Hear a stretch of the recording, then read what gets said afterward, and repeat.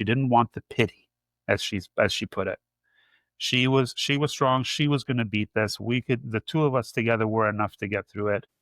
If you get value out of this video, please like, subscribe, and hit that bell. Let's get on to the video. When you look at the thing on the whole, you look at it as, what we got, what we thought was the worst news we could have ever gotten. And then we went through hell to get through that and get back to a normal life.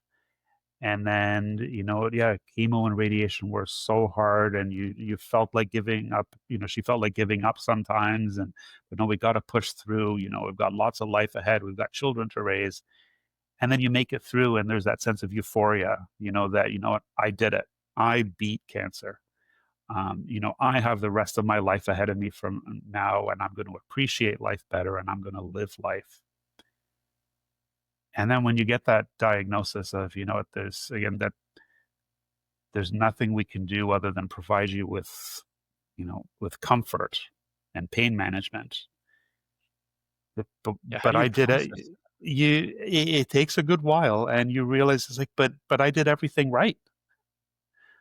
I It's supposed to be this way. Speaking for her, it's, what, I lost my breast.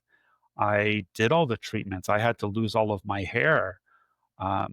Maggie had never been a good cook the entire time I knew her.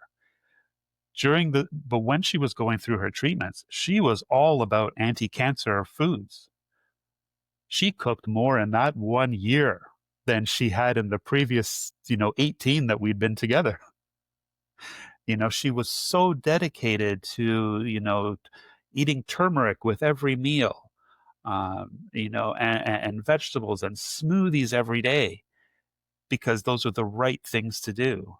And then in the end, to get that that diagnosis was, but why and how? Like, how this, I followed all the rules. I did everything that we were supposed to do. How is it still turning out this way? And, and then you bring up the point is, how do we tell the family? How do we tell the kids? When she went through it the first time, she was very private about it. She didn't want help. She didn't want the pity, as she put it. She was strong. She was going to beat this. The two of us together were enough to get through it. She didn't want to inconvenience anybody else. Nobody else needed to be bothered. We did it mostly on our own. Yeah, it sounds like she had an extremely strong mindset of, I'm not a victim, so I don't need to burden people with this. Absolutely. Yeah.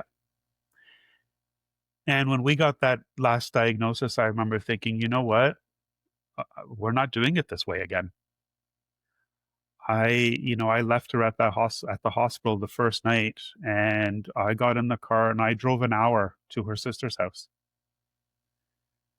And before I left, I didn't even tell Maggie that I was going to do it. I got to her sister's house and I told her everything that had happened, told her mom what had happened. I remember my poor nephew had happened to be in the room, and we didn't even realize he was in the room. And after giving out the whole story, we saw the poor kid was just there with a huge, white as a ghost and mouth hanging open in shock at everything that we had talked about. Right? Absolutely. Yeah.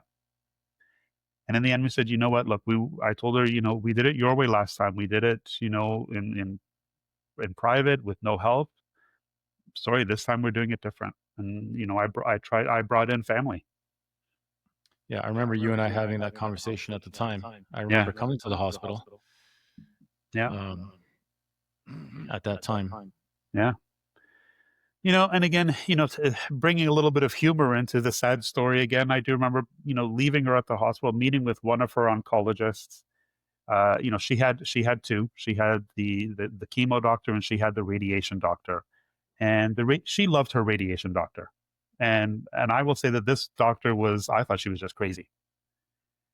And, when the doctor came and found, heard Maggie's, her, the diagnosis, and she came to see her, down in the waiting rooms before we got a place, and, gave her a big hug. And said, "You know what, Maggie, like, are you hungry? Like, do you want like a Big Mac or, Whopper or something? Like, tell Steve to go out and get you something like that." Like, with the diagnosis you've had, what the fuck's he gonna do? Say no?